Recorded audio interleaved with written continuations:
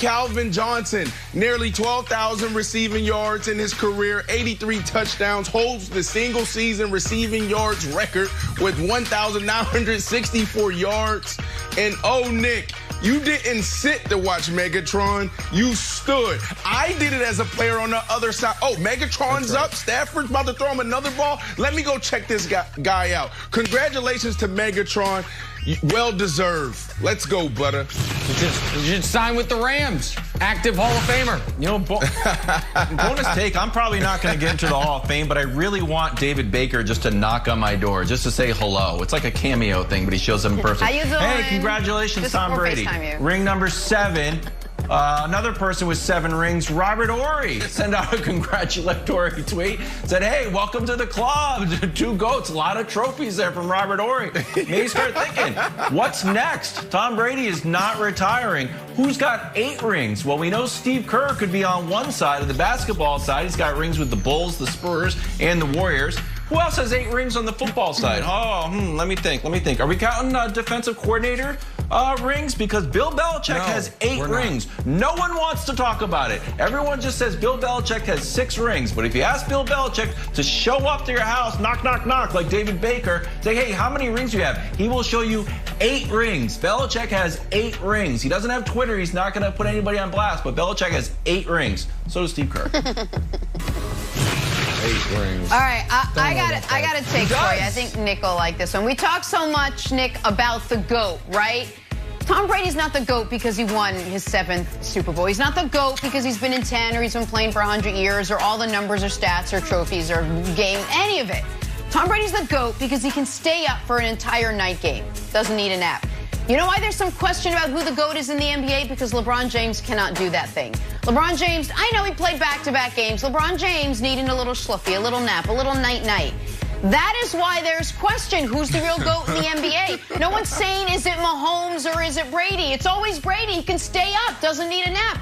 LeBron James, getting old, little tired. Don't know who the real GOAT is. There you go. When you can stay up for a whole game, my friend, I will crown you yesterday saying, I'm sleepy. By taking a nap? That's how he ended his press conference yesterday. That's a true story. There you go. That's a true story. There you go. Back here talking Russell Wilson now in the latest report that Russ has grown increasingly frustrated with the Seahawks' inability to protect him. I mean, he kind of does have a case, guys. He's been sacked 394 times the last 9 seasons, 69 more times than any other quarterback. It was also reported over the weekend that multiple teams have called to check on Russ's availability in a trade. Brandon, Russ is your guy. What do you make of all of this? Woo! Jenna, Russell Wilson is beyond frustrated. I think Russell Wilson is trying to figure out how to move on in a classy way. That's what I truly believe. Like, Russ is a guy that's not concerned about, like, how you think about me and what do you think about me. He's really concerned about what type of legacy do I leave behind. He's trying to leave the legacy that he did things the right way so other guys can follow that same blueprint. So I think he struggles with how to move on in a classy way, in a way where people can look at him and say, you know what, he still did it the right way, because that's important for Russ. Here's the problem.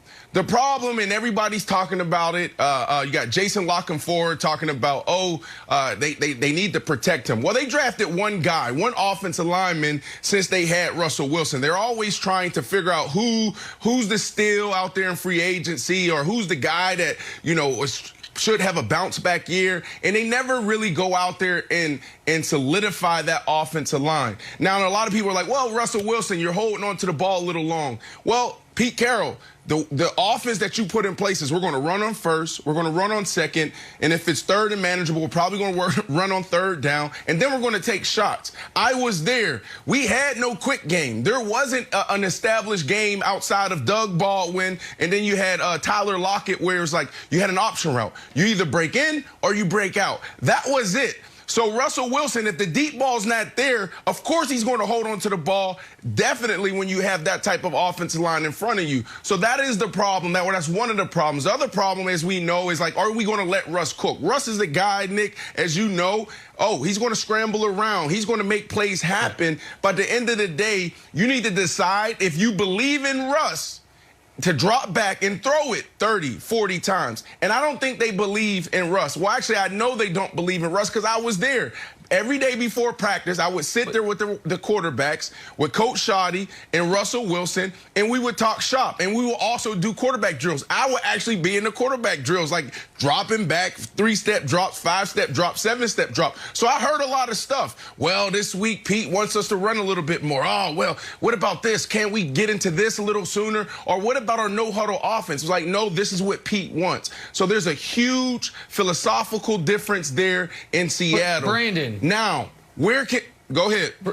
Can I ask you a question? I just want to ask you a question real quick about what you were saying. Because didn't it seem, though, to you that the first half of the year they tried to change that? The first half of the year, the whole story was they were finally letting Russ cook. Is his frustration that they went away from that? Or is his frustration that he didn't have the right ingredients in order to successfully cook all year long? Because they were a different style offense the first half of this season.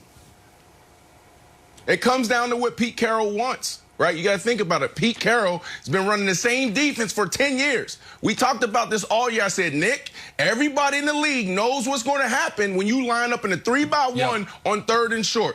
We got K.J. Wright, who's going to come out and guard Tyreek Hill, that number 3 spot. He's going to run an over route. And you got speed versus a big.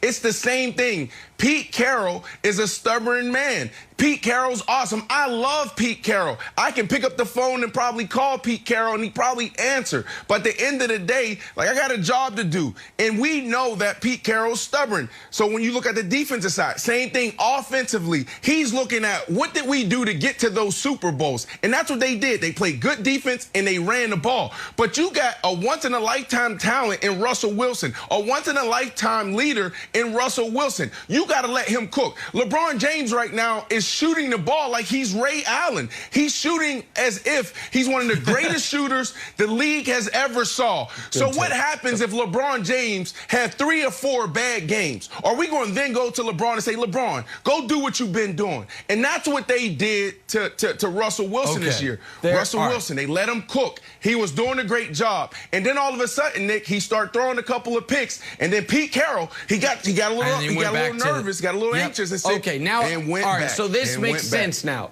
So it's a combination of the two. It's that you finally were letting me play a modernized offense.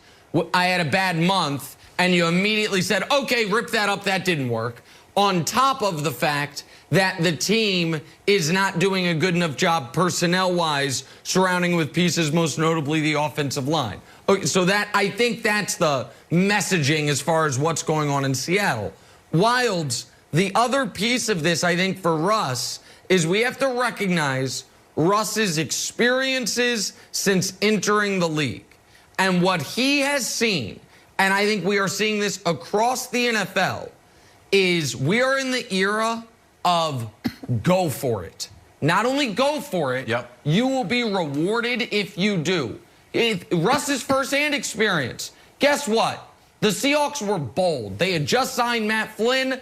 After 2 weeks of practices, they said, nope, we're going with Russell Wilson. He rewarded them with a championship. The Denver Broncos, we're okay. We have Tebow. We made the playoffs. Go sign Peyton Manning. They go to 2 Super Bowls. They win 1. Philly, we're okay. We're drafting, I think, 11th. Move up to number 2. Draft Carson Wentz. And during the year, acquire players at the trade deadline. You win a Super Bowl. The Chiefs, they had Alex Smith. They made the playoffs. Nope. Trade up, get Mahomes. They go to 2 Super Bowls. Tampa, Jameis Winston, what are we going to do? Go sign Tom Brady.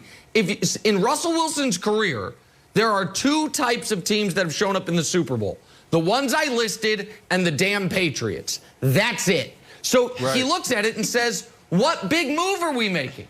What move are we making? What is the bold move we're making to, and I think it's why Aaron Rodgers is frustrated. He's like, man, look at the Rams. I don't know if it's going to work, but they are going for it. The Chiefs are going for it. The Bucs went for it. And I think Russ is frustrated by that, the offensive style notwithstanding. And Wild, that makes sense to me.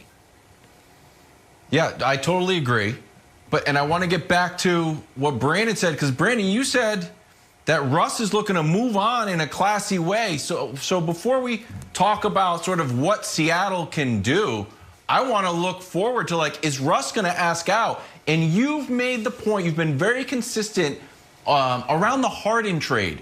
You're like, you know what? If you want to win, get out. And if it's got to be ugly, so be it. Yeah. Nobody thinks about it, you know, a week after you're with your new team. And it happened to AD. The New Orleans exit was ugly. Nobody cares. Got a ring. Happened to Harden. We're not talking about it anymore. We're just talking about the Nets. Happened with Brady. Not like Brady's thing was the most clean, beautiful thing in the world, but he's going to go to Foxborough and get a standing ovation, and Belichick does too. So are you saying that Russ is trying, like, really wants to get out and is trying to, like, not ruffle anybody's feathers? No, I think Russ wants to stay there, but he knows that Pete Carroll's going to continue to give him the runaround. You know, when it comes down to the offensive coordinator, did I really have a seat at the table? When it comes down to how we approach our offense, are you going to listen?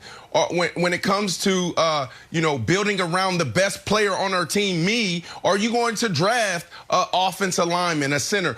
Are you going to do those things? And I just think it's getting to a point where Russ just doesn't believe. You know, like I said, I was there and I was able to witness this firsthand. And I had to talk to Russ. You know, you go back to the Legion of